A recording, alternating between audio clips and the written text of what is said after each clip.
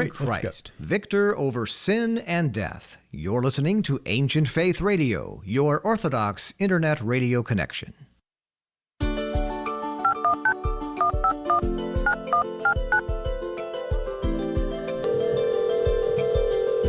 This is Ancient Faith Today with Father Tom Soroka, a weekly live call-in show addressing the issues of our day from a distinctly Orthodox perspective. You can join the conversation by calling in at 855-237-2346. That's 855-AF-RADIO. Father Tom is the priest at St. Nicholas Orthodox Church in Pittsburgh, Pennsylvania, and welcomes guests from across the globe to discuss important topics of interest. Here's Father Tom. Welcome to Ancient Faith Today Live. This is Father Tom Soroka, and I'm so glad that you're with us this evening. We'll be taking your calls in a bit at 1-855-AF-RADIO. That's 1-855-237-2346. Matushka Trudy will be answering your calls tonight, so please make sure to turn the show volume off before you come on air. Now, I'm sure that there's going to be a lot of comments and questions tonight, so I'll tell you another way that we can do this is you can send us a text message to 412-206-5012. So just send us a text to 412-206-5012. We will read that online. Of course, the show is being streamed live right now on YouTube. So if you go to youtube.com/ancientfaith ministries, you will see that, and you can chat in the live stream. And as always, anytime you can send us an email at aft@ancientfaith.com. So let's get started. Tonight's episode is entitled Reading Father Seraphim Rose in Context. I believe that this is important because we really need to understand the background of an individual, the social climate, the cultural mores that were going on, even the interreligious things, the emphasis that was happening in the time of Father Seraphim Rose. Anytime that we read someone, even the scriptures, we need to understand the time in which something was written to more fully appreciate why they wrote what they wrote. Now, there is no doubt that Hieromonk Seraphim Rose continues to make an enduring impact in Orthodox Christianity. His writings, as well as his witness, have brought thousands upon thousands of people to the Orthodox faith. God has used his deep intellect, which was purified by Father Seraphim's monastic efforts, to inspire now several generations of Orthodox Christians. And his impact is not limited to the English-speaking world, but his life and his works have had a deep impact in Russia, in Georgia, in Greece, and there is, of course, and there has been for many years, an emphasis to try to have Father Seraphim universally recognized as a saint through the process of canonization. So we're going to pray for that also. Tonight, we're pleased to welcome this evening His Grace Bishop Gerasim of Fort Worth, Texas. He's the auxiliary bishop of the Diocese of the South in the Orthodox Church in America. Bishop Gerasim personally encountered Father Seraphim many times early on after His Grace's conversion to Orthodox Christianity and his eventual embrace of the monastic life. Recently, His Grace has been traveling several times to the country of Georgia to make several presentations on the life and the teachings of Father Seraphim Rose. So we can't think of anyone that is more well-suited to speak about reading the works of Father Seraphim Rose. Your Grace, bless Master. May God bless you. It's beautiful to be with you this evening. It's over the relay, and to be invited to speak or to participate in this presentation this evening. Thank you, Your Grace. It's an honor to have you here. And I guess I would like to begin to help everyone understand, why you, right? Why are we speaking with you? Can you tell us a little bit about, and we have so many things to talk about tonight, what kind of impact did Father Seraphim have on your own spiritual life? And especially, can you maybe give us just an inside look, if you will, please, on one or two of the encounters that you had with him? That would be greatly appreciated by all of us. I'll be happy to do this. First of all, some of the first books and articles that I ever read about the Orthodox Church, besides those of Metropolitan Callistos Ware, were books and articles by Father Seraphim Rose. And in those days, they would have consisted, first of all, historically, of the book Orthodoxy and the Religion of the Future, which was then available, and then articles in the Orthodox Word, or introductions to books and articles published by the St. Herman of Alaska Press. In 1980, at a time I was helping out at a women's monastery in Calistoga, California, I went with another friend on a pilgrimage to the St. Herman of Alaska Monastery. It was, yes, at that time, absolutely the most formative experience of my life. It was not necessarily exactly what I was thinking to encounter. I really had no clue what Father Seraphim was like, what Father Herman was like, etc. We were very fortunate on that day, just 1980, July 6th and 7th, take a long walk up the road in the morning following a late night divine liturgy with a long talk for about an hour and a half with Father Seraphim. And it absolutely impacted not only my understanding of the Orthodox faith, but also my own personal pursuit at that time of the monastic life. I was in college, and I zealously desired the monastic life. Here was someone whom I could ask questions about the monastic life, and he gave some very direct answers, which I think he was maybe a little careful not to speak too strongly, and because I think he saw that we came with our own conceptions. Maybe they weren't necessarily misconceptions. We came with our own conceptions about the monastic life, and we really had no experience of the monastic life, simply through conversation with monks and visits to Roman Catholic and Episcopal monasteries up until that point.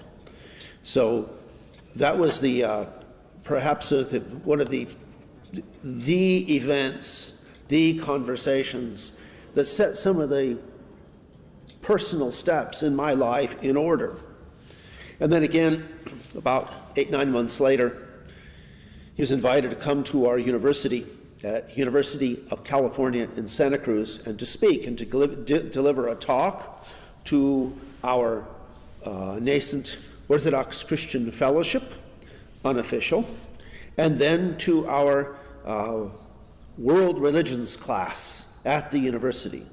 And both of those talks, as well as the conversation we had afterwards, both of those talks were really very powerful. And they sealed in me a desire to enter the monastery, which I was not going to do for another 4 months. And I didn't even know where, but I knew that in him, here was someone who could speak about the Orthodox faith, he could speak about the Orthodox spiritual life, and he could speak about the monastic life. So that was the first early impacts that he had on my life, even before I entered the monastery. And Your Grace, how long had you been an Orthodox Christian when you first encountered him? Actually, I'd only been Orthodox about, I guess it was just it was about, when I first encountered, I'd been Orthodox about 4 months. So I was absolute neophyte. A lot of things I did not know. And in those days, we did not have a lot of literature on the Orthodox faith. It was very difficult to find and learn, and actually to go, next step is actually read the things that we had. I remember when I first heard about the book, The Orthodox Way, being published, and we waited until we could get that book in our hands and read it. We absolutely devoured it, cover to cover, not in one night, but it took a little bit. Yeah, I think that's an important part of the context also, just about our discussion tonight, and that is, many people don't realize that even in the 1980s, there was a very limited number of books at that time. There wasn't all of this publishing. And I would say, a lot of the publishing that was coming out of like the seminaries were academic papers and things like that. But in terms of popular level books, it was fairly limited in the 1970s. And then that started to open up in the 1980s. So, the one thing that should be mentioned there is the work of Father Seraphim and Father Damascene in terms of the publishing that they did. That's a whole story we could go into about how they had this, it's such a kind of almost Dostoevskian picture where they had this old typeset machine and they were putting each letter together to form the words. And this was the first publications coming out of the Orthodox word. It was really like a kind of, something out of a fairy tale, that they created these amazing works out of very, very old technology.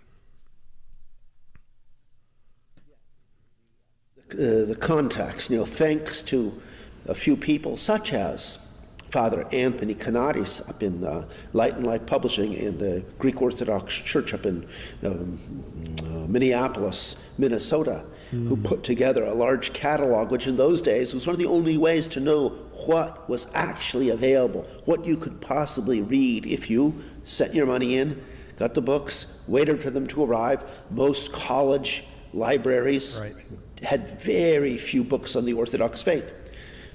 Some other time I can name them, but that's not important right now. We waited. We desperately waited for the next publication to come off the shelf, and we'd copy them, share them around, hand them around, read the same book, and also some of the writings and works of Father Lazarus Moore in those days too. Things were so few and far between, but we took them very seriously, and so we would. I'm sorry, Your Grace. I wanted to ask you, because as you said, let's kind of move away from the personal reminiscence and talk about the more global significance of Father Seraphim. So if you were to describe to someone his vision, right, of orthodoxy, because, he had a kind of a unique view, a unique perspective that always wasn't being transmitted in certain places. And this is where we're going to talk about the context of things that are going on. But for now, how would you describe the Orthodox worldview of Father Seraphim and his significance even today? What does he bring that is so unique? Look, I think one of the important things of the context is he became Orthodox in the context of a very, very Russian Orthodox Church in San Francisco, which was a center of Orthodox immigration on the West Coast. The clergy were, for the most part, from the former Russian Empire, or those who had somehow managed to leave the former Soviet Union. They almost all of them spoke Russian. The services were all in Slavonic. The sermons were all in Russian. And if you found a time there was a service in English, it was an exception. It was a temporary exception. And he, embracing the Orthodox faith and being able to understand its whole background from all his research and everything, he wanted to give this Orthodox faith kind of as an antidote to Christianity in modern America. What he saw, a very lukewarm Christianity in North America, he wanted to give the Orthodox faith to people. And he also saw that the context in which they were going to do this, he was living in San Francisco, working on the printing presses there, etc., and trying to disseminate Orthodox literature. But I think he saw the futility of the context, and then the personal context of his own life, wanting to live the monastic life and having this vision that was shaped by the Russian Orthodox literature about the monastic life, about desert dwellers, about elders and monasteries, wanted to somehow to recreate this. And at the time, not being priests, he and Father Herman, they went to the wilderness to foster this way of life that they saw and read about in the books that were accessible to them, and to bring it alive and share this, but not necessarily, really with no care in this respect for Russians, because they didn't expect help from that quarter, not in a really negative, critical way. But they saw the reality was, this was the United States of America, and joking that they would use this phrase, it was the wild, wild West, with no foundation of orthodoxy there outside of certain cities. So they went into the wilderness and they built these buildings from scratch. They brought this primitive equipment, which was paid for, you could say. It's paid for, don't laugh. And to find paper and to do the hard work themselves and just have it like a monastic, ascetic labor. And they titled the magazine, The Orthodox Word, the title was For the Mission of True Orthodox Christianity, which had all its own nuances at the time, but that's what they wanted to bring into reality there. And really, the subsequent missions were founded by those people who kept coming to them, who wanted to learn about the Orthodox faith. They're far away from the world in the context in which they could present it. And there's nothing that brought him greater joy, because such people he saw to be really authentic. Not only the Americans, etc., but also he liked the lore about the even the local native people. He just somehow dreamed that these people would take an interest in everything they had to share, and that he could communicate all of this. He could communicate this in the English language without having as some sort of necessary step to become Russian or to become Greek or Arab or anything else. So that was the vision that they held with them, and they were willing to do anything so that, first of all, they could freely do this without interference, without people meddling in their monastic life, and to do this for the glory of God, and to do this also to see the Orthodox faith flower in this area in which it was nearly unknown. So let's talk a little bit about the context that you started to describe. You drew a picture for us of their amazing work in building in this wilderness a monastery to the glory of God, bringing orthodoxy to the Wild West, as you said. And one thing that you said struck me.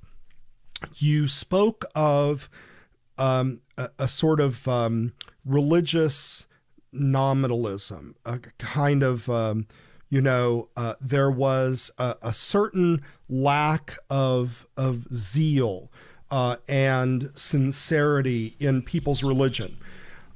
So we want to. I understand that we want to be sensitive, but I think we have to also speak about what was the Orthodox situation at that time in the 1970s and the 1980s that he was addressing. Can you paint that picture for us? And honestly, I would not worry about, saying things that maybe would rub people the wrong way. I think we have to kind of paint the whole picture, because people need to understand why he was speaking about, for instance, ecumenism. He was speaking about Hinduism. He was speaking about UFOs, right? And all of this comes out of the sort of the milieu of the time.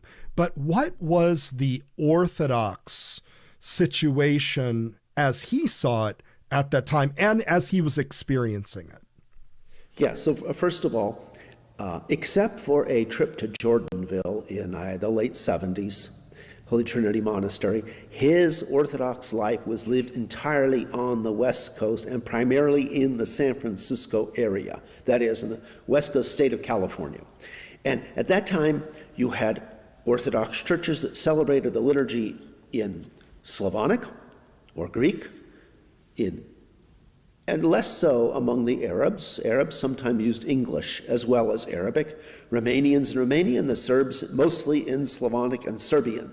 This is what people encountered.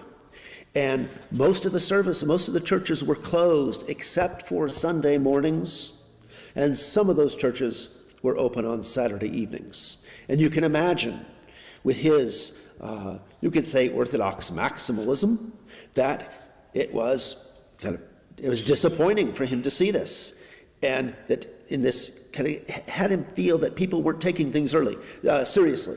So at the same time, soon after he became Orthodox right about the time of the summoning of the Second Vatican Council. And the response of the Orthodox to the Second Vatican Council also was very weak. Here, Roman Catholicism goes through major upheavals, and the Orthodox didn't really have much to say. They didn't want to say something unkind, so they didn't say much at all. One event there was the formal action by Patriarch Athenagoras and the Roman Pope of the lifting of the anathemas of 1054. And Father Seraphim also saw that as kind of very kind of strange thing. This wasn't done as a universal decision of the Orthodox. The other important thing at that time is that Father Seraphim belonged to the Russian Orthodox Church outside of Russia, which was not in communion with other Orthodox churches. In some place they had some very unofficial relationships with the Serbian Orthodox Church and the Orthodox Church in Jerusalem, but things were still somewhat collegial for the next, about 15 years until they kind of hit rock bottom. But that also, it kept the Orthodox isolated. The events, the efforts of SCOBA, the Standing Conference of Orthodox Bishops of America, was very weak, and most of it was centered on the East Coast. In the East Coast, where you had seminaries located, 2 OCA seminaries, a Rokor seminary, a Greek Orthodox seminary, a Ukrainian seminary, etc. But on the West Coast, there wasn't anything like that. On the East Coast, there were monasteries. People did make pilgrimages. There were discussions and associations, and also, like, for example, the Federated Russian Orthodox Clubs and other organizations. On the West Coast, the Orthodox were very isolated. And so the phenomena of having services in English was an exception found in a few OCA parishes and a few Antiochian parishes and a very few Greek Orthodox parishes in those days. And so this is kind of the backdrop. And who was doing missionary work? The idea of Orthodox missionary work was almost unknown, not only to non-Orthodox, but even among our own. And there were just a few times, for example, there was a parish started in Van Nuys, Encino, California, based on the inspiration and writings of Father Alexander Schmemann to reach out to Americans in the English language to make sure that people knew what on earth our faith and customs were all about. But those were exceptions. And so the task of the Orthodox was almost insurmountable. And then there were, of course, there really wasn't much Orthodox witness on the West Coast. They felt themselves, in a way, to be a little bit like Lone Rangers.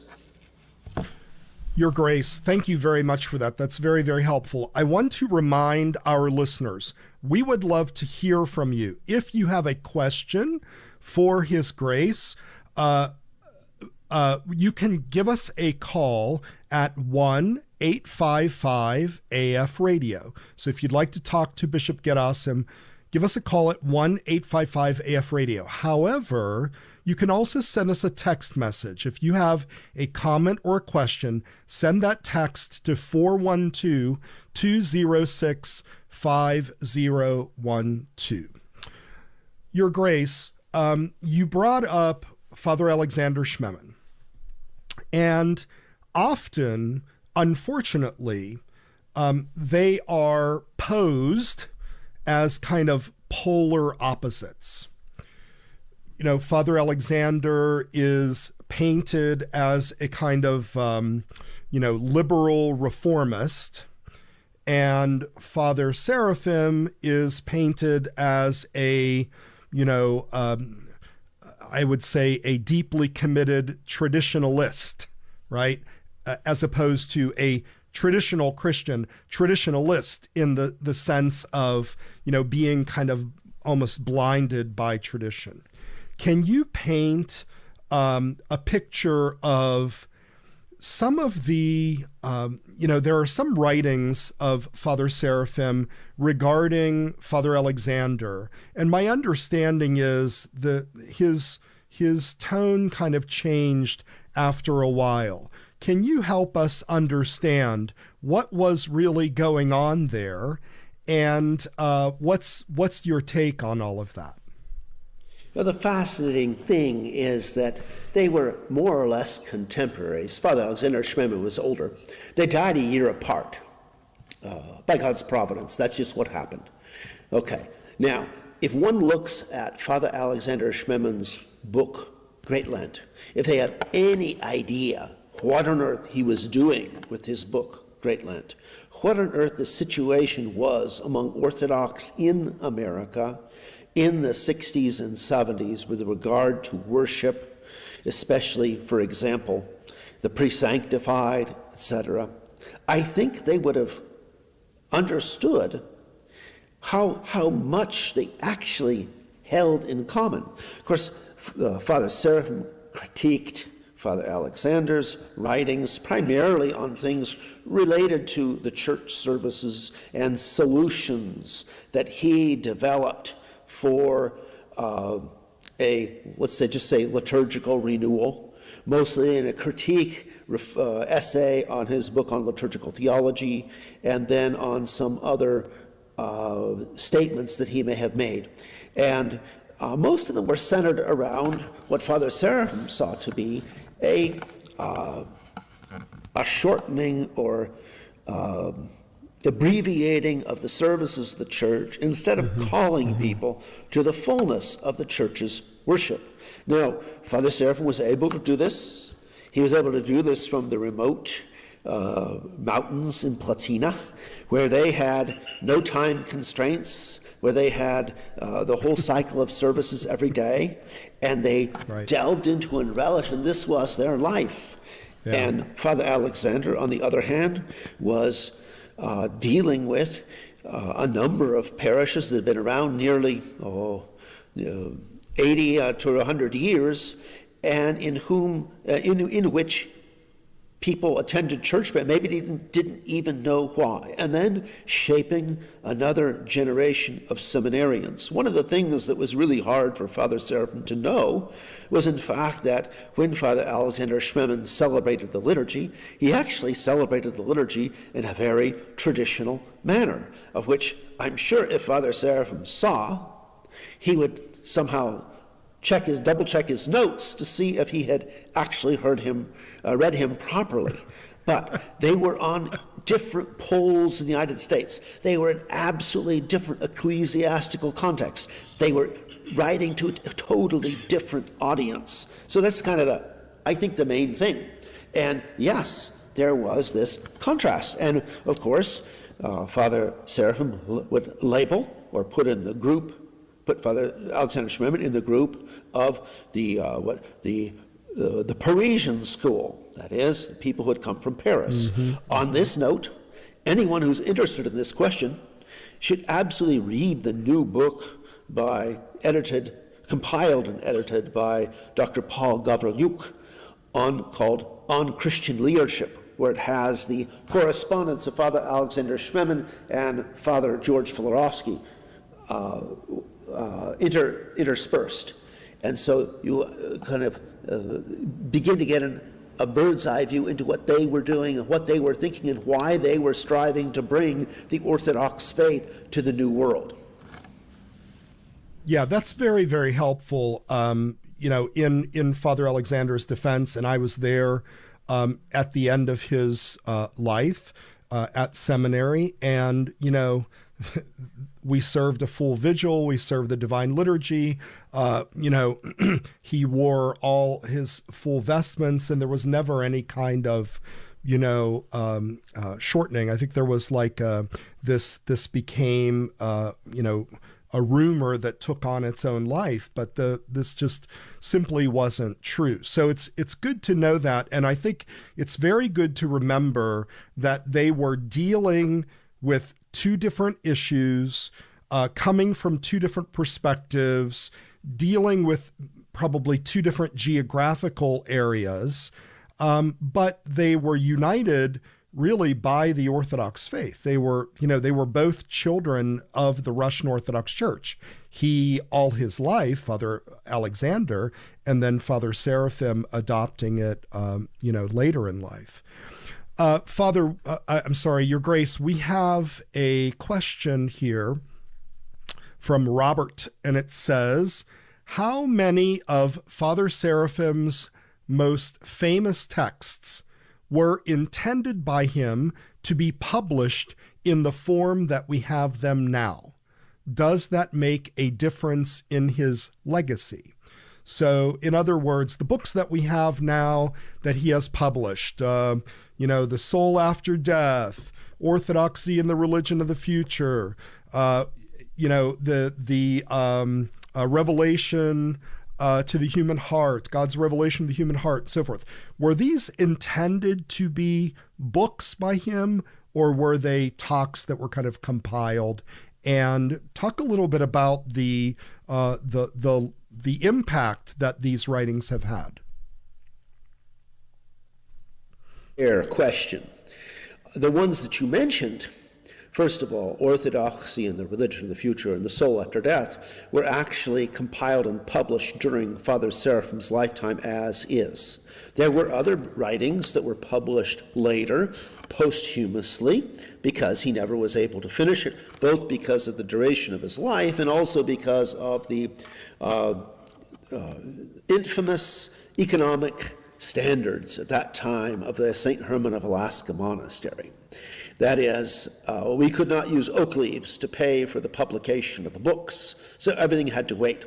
God's Revelation to the Human Heart is a small book, about 65 pages or so, maybe 72 pages, I think, complete.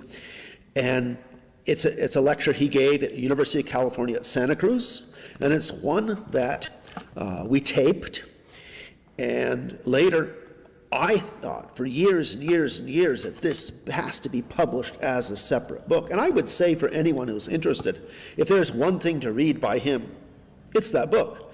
To get a little copy of God's Revelation to the Human Heart, and read his talk and the questions and answers, which were a little bit comical.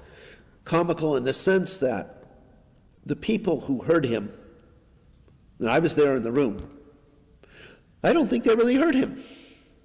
They came with, they were coming from so far away when they heard his talk. But it's valuable. It's valuable as something that he gave in a very mature way. That is, May 1981, he died beginning of September 1982. I believe it reflects his mature thought as an Orthodox Christian. And then there's other books that were compiled and published later. And this is Robert's question. For example, the Genesis, Creation, Early Man. There's all sorts of things put together in that book. Would he have edited that book for publication as it appears in print today? I don't know. It's a fair question. Probably. And then another one was published after his repose, which I highly recommend people to read. Most of people haven't read it. It's called Vita Patrum. Based on the core of the book is a translation of the writings of St. Gregory of Tours, but all the introductory material is a big, long study on Orthodoxy in the West by Father Seraphim Rose. I think it's an outstanding book because it shows how he saw Orthodoxy to be normative for Western Orthodox Christians. That is, he studies and assesses the ancient Christian tradition in the West as something that is truly Orthodox, and therefore the rightful legacy for Orthodox Christians. And part of that was that he understood that Americans, they didn't need to become Greeks or Russians or Serbs, etc., in order to be Orthodox. They didn't need something foreign. They didn't need also to import their Orthodox faith from someplace else. And so that book also was published after his death and includes his writings. And Father Damascene, who became the editor of all his works, looked indefatigably through all his papers, through typescripts and printed sheets and this and that, and notes sometimes that were very hard to read, and put together all these things into their present form. He also corresponded with people who had known Father Seraphim earlier in his life, and then worked together for a while closely with Father Alexei Young. And that's the third book, which I would highly recommend, is the Letters of Father Seraphim Rose, written to Father Alexei Young, that he compiled and edited together with Mary Manser.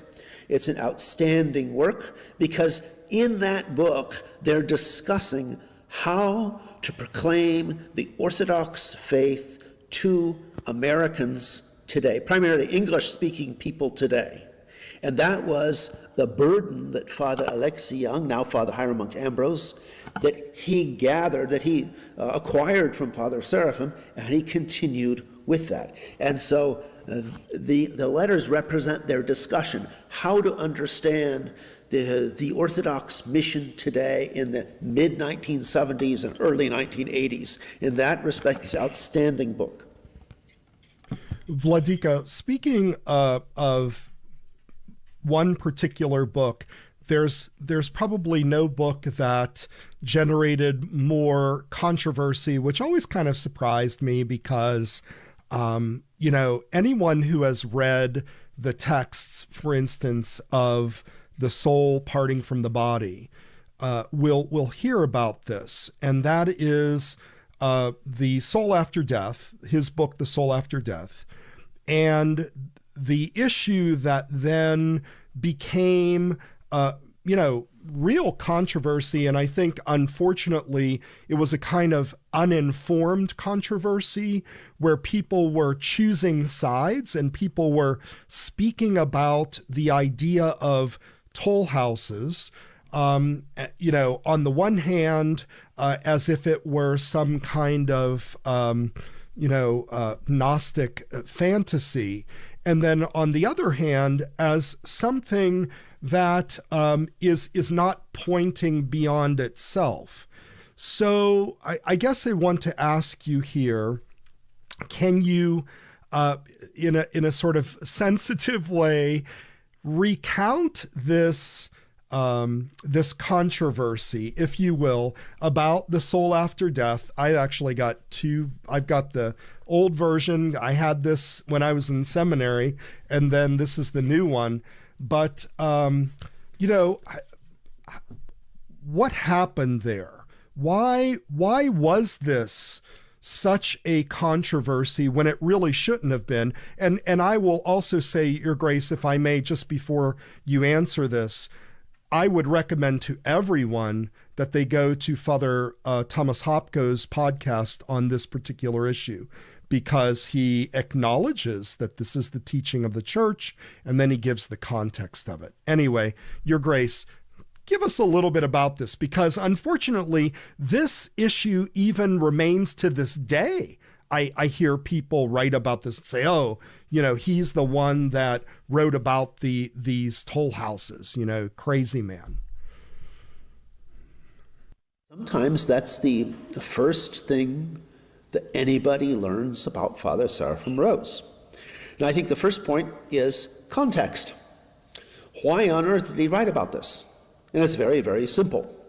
Because in the early 70s, there began a massive literature in the English language in the United States on out-of-body experiences, the travel of the soul, the life after death, Jonathan Livingston Seagull, Shirley MacLaine, etc., ad nauseum. Interesting. And this was this is bestseller shelves nonstop between 1970 and 1985, more or less. Everywhere you went, there was a book like that. And those that did purport to present a Christian teaching were often, well, let's just say flighty at best. And so what was the problem? That every single one of these little issues at that time needed a response, needed an Orthodox response. And so Father Seraphim was tasked with providing an Orthodox response, and Father Herman dumped in front of him some literature in Russian on various things, and then they would correspond with other people. And so gradually they Father Seraphim strove to set forth this teaching about how the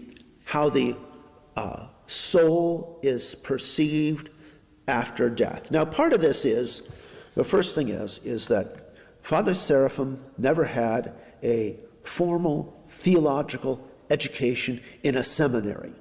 Okay? Most of this was self-taught. So there were lots of books, for example, sources. When you have as your sources, for example, the text of the church services, the lives of the saints, etc., and very few theological writings, very few things that were written in theological books on any type of eschatology of any kind, he was trying to set this forth on the basis of what was accessible to him.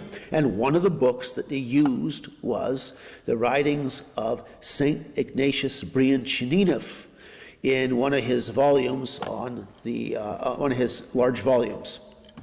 So Father Seraphim diligently followed the teaching of Bishop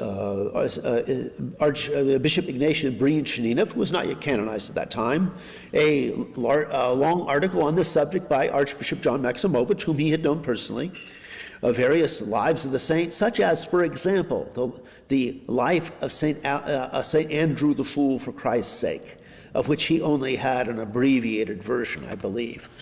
And also a book that had been translated into Russian, that was the life of Theodora on the inner vision of the toll houses, etc. So based on these, he began to put together and serialize in the Orthodox word these articles as a response to the everything that was appearing in the media on life after death, which was just, somebody had this rosy picture of paradise and they felt warm and then they came back to their body, kind of on that level. And then later, during this controversy, and I'll get to that controversy, he also then translated from Russian into English the articles, the 4 essays on purgatorial, against purgatorial fire by, I believe, St. Mark of Ephesus. These were included in a book published as a doctoral dissertation by Father Ambrose Pogodin that was published at Holy Trinity Monastery.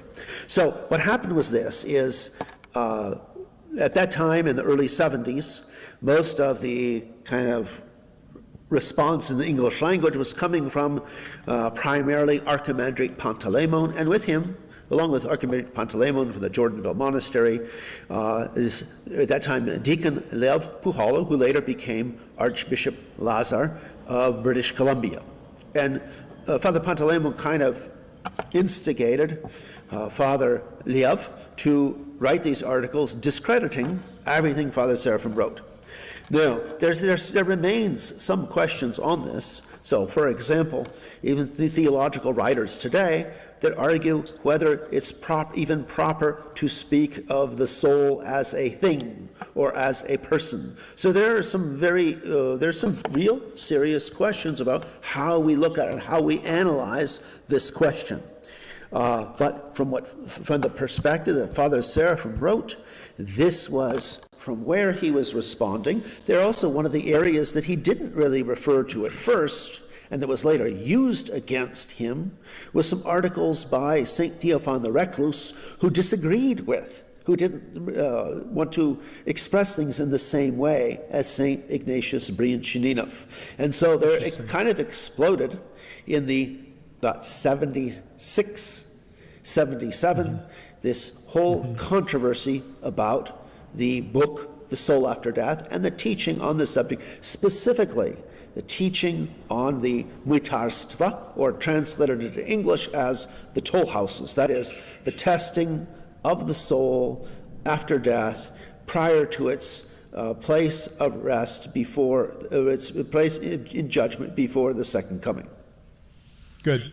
That is very, very helpful. And again, I would encourage people to listen to Father Hopko's podcast on the toll houses. It's really, really outstanding, and you will not be disappointed. Your Grace, we have some other questions that are on YouTube, and we have one that came in through the text line.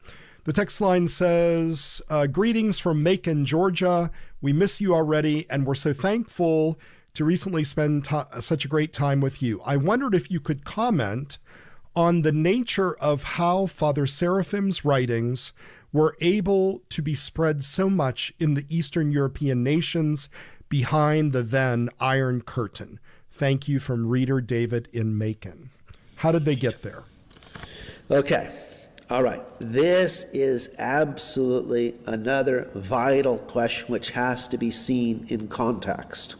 One of the reasons that Father Herman and Father Seraphim so treasured their freedom in the monastic life, their freedom at the St. Herman of Alaska Monastery, etc., is because the church at that time in the former Soviet Union had no freedom. And so freedom was a key theme.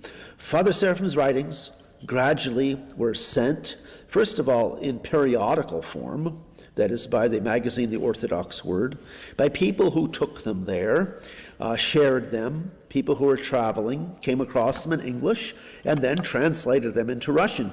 We eventually met some of the people who translated them from English into Russian, from Russian into Georgian, and from English into Georgian, and then into Czech and Serbian too.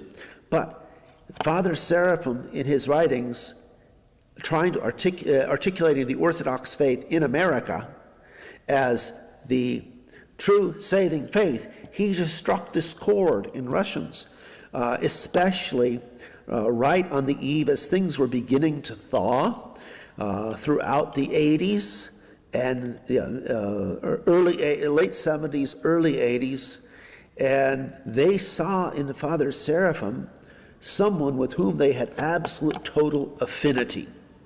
And he was giving answers to questions that they too were having. Because some of these things, for example, questions. What do you do about, for example, a dialogue with non-Christian religions?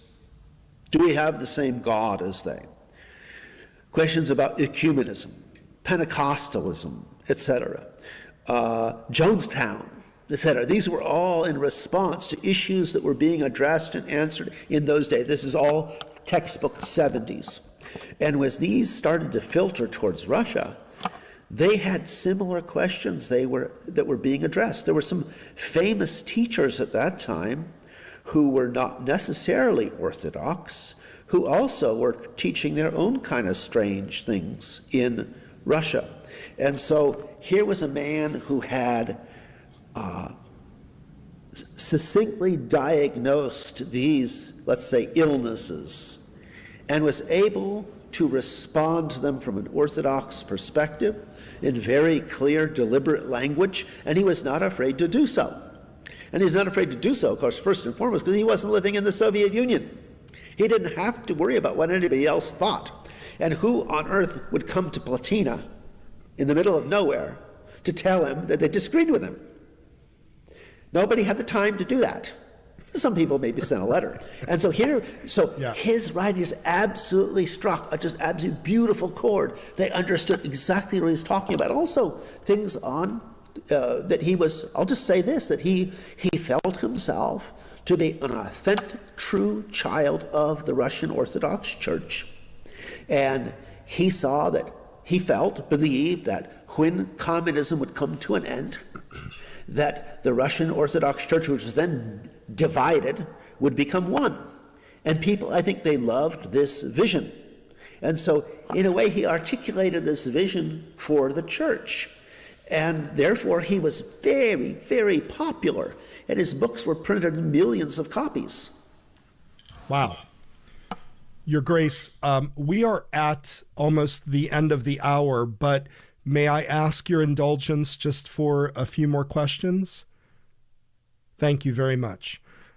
We have a question from Ryan on YouTube, and it says, is there a spiritual danger to reading Father Seraphim Rose without proper context? Yes, absolutely. Because I think it feeds into the psyche of today. The psyche of today, okay, let's say the young man of 20 to 30 years old who neither works nor goes to university. He lives in his parents' basement. He's living early retirement and sitting behind a computer screen firing off missives at everyone. Okay? And so you can just literally read something Father Seraphim wrote and think that it applies to everyone else but yourself. And of course, this is an attitude that is dangerous, especially with Father Seraphim Rose, because he was a very intense person. He had a vast education in philosophy. He could size things up very clearly, and he spoke very critically. So we had to be very careful. A young person today shouldn't be speaking critically. Rather, he should attend to himself. And he say, like we have this prayer. We say, through the prayers of our Holy Fathers. Not through my prayers, through the prayers of our Holy Fathers. Lord Jesus Christ, our God, have mercy on us. And it's very simple. It's a humble approach. And I think that's vital. Excellent. Thank you. Another question, and it's kind of related. It's from Albert. It says, when I moved from Brazil to the United States, I went from a parish that greatly revered Father Seraphim to one that cautioned me against some of his ideas. Are there works of his that should be avoided? It says by Andrew. Are there works of his that should be avoided? No, I wouldn't say to avoid anything. I think there's things that should be read with counsel. I think the first thing that I think, for example, if somebody were to read, for example, the book Northern Thebian, which some of the articles he honed, many of them he translated, but he also wrote the introduction. And so many of the books to which he wrote an introduction, they're absolutely fantastic books. I think it gives a proper understanding of where was his life. And so, for example, when we were in the monastery, if somebody came looking for him to give him a piece of paper or get a blessing or something like that, someone would ask, for example, where's Father Seraphim? And sometimes the response would be, he's in 5th and 6th century Gaul. In other words, don't bother him right now. And so, okay, so books, I would not say to avoid anything. Some things, I think, once you read something within the context of the whole body of somebody's writings, and I think that's the proper thing to do, and then we don't have not cherry picking either. Interesting, very interesting. That's very helpful. Another comment by German says, "Hello, Master. Please canonize Father Seraphim Rose of blessed memory." Farapont says, "It is well known that Father Seraphim took issues with many things about the OCA, often calling it the Metropolia." Well, that was the name before the OCA. It was called the Metropolia. How do we understand his view, and what would he say today? Okay, his view is very simple. He was a faithful member his entire life in the Orthodox Church, shortly after his reception into the Church, of the Russian Orthodox Church outside of Russia, Archdiocese of Western America and San Francisco. At that time, they were not in communion with the Orthodox Church in America. In 1970, the Metropolia, that is the Greek Catholic Russian Orthodox Metropolia, that is, it was headed by a metropolitan, it's called a Metropolia, received autocephaly from the Moscow Patriarchate. And in those days, anyone in the Russian Orthodox Church outside of Russia many people referred to the Moscow Patriarchate as, by the pejorative term, Soviet Church. And so or Serginist Church. And so therefore it's not surprising that they would not refer to it as the Orthodox Church in America, but rather as the Metropolia. And that's done even to this day, sometimes in other Orthodox bodies. It's very understandable. What would he say today? Well, I think maybe he might size up the depth and tenor of the Orthodox mission and health of the Orthodox mission in the Russian Orthodox Church out of Russia. And he might also see what has happened in the Orthodox Church in America. And I believe his views would be somewhat different. Yes. And I'm sure that he would be very proud of you. Another text came in. Master Bless, could I ask what Father Seraphim might teach on how to be truly Orthodox, yet not being either fanatical or ecumenist? From John. All right. Well, I think, unfortunately, the word ecumenist has a very, very negative connotation. It's actually a very important word. That is, it comes from the word for the universe, or the ekumene, and the title of the Patriarch of Constantinople is the Ecumenical Patriarchate. And yet people insist on making any apparent semblance of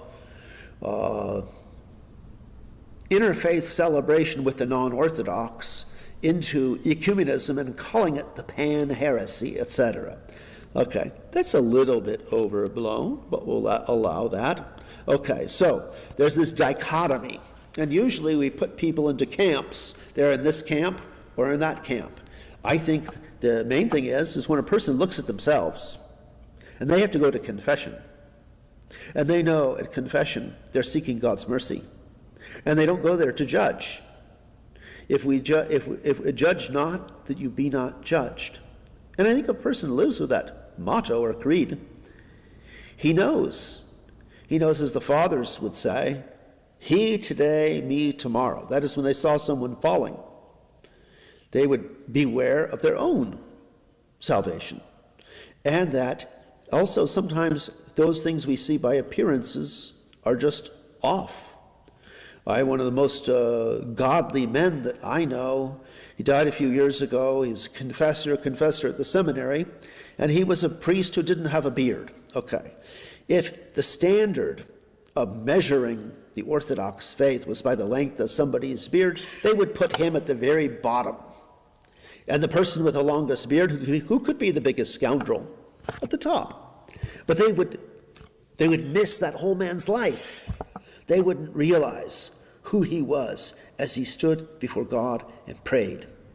And so sometimes we judge by appearances, by the type of vestment someone has, by whether they have a ponytail, whether somebody's wearing a headscarf, etc. What kind of cross? So, for example, in Russia or Ukraine, a 3-bar cross is considered, quote-unquote, Orthodox cross. In all the other countries, if you say an Orthodox cross, they might look at you a little bit strange. And that's simply a style. And once we start going and determining someone's Orthodox, even like, for example, Father Seraphim was very quick to defend churches in which there was poor iconography but devout people. Because he saw those self-appointed, he's a Pharisee, self-appointed people who wanted to tell people how orthodox their iconography was. It drove them up the wall. And so I think we have to be very careful. We have to be living a godly Christian life and knowing the scriptures well, praying deep in our heart. Another thing, one last thing to add is that when Father Seraphim first started editing the Orthodox Word, it would be 30 years before Archimandrite Ephraim was able to establish a first monastery in the United States. There's about 20 of those monasteries today. They didn't exist in Father Seraphim's time. Access to the monastic life was just about, was almost impossible. And the large monasteries today really didn't exist then. Thank you, Your Grace. Thank you very much. One last question. Do you know of any miracles attributed to Father Seraphim? This is from Noel. And how close is he to becoming or being proclaimed a saint? Okay. I've heard of different miracles or things that could only be explained by the presence of the grace of God in his life. At the same time, the church follows a very regular pattern for the glorification of saints. One of them, the first step, is we learn of the local veneration of someone. The second is to scrupulously examine every aspect of the life and teaching of someone who is being locally venerated. Another step would be the uncovering of their relics. Another step would be the painting of an icon commissioned for the canonization, and a service commissioned in their honor, and a biography commissioned to be written in their honor. That is, a life or vita. By contrast, in the Orthodox Church in America at the present time, we have an ongoing process in this, really following this pattern for the glorification of the righteous Matushka Olga of Alaska. And I can tell, just because I know about the Orthodox Church in America, that we do things not merely by consensus or by majority, but really following the pattern of the apostles in the Acts of the Apostles, to be able to come together and state that it was pleasing to the Holy Spirit and to us. And so that's really the measuring stick. So inasmuch as Father Seraphim was really a priest and monk in the Russian Orthodox Church abroad, and his relics are in a monastery that's technically in the Serbian Orthodox Diocese of Western America, that it belongs to those bodies to have their own process of glorification, and they'll have to decide on that at some future date.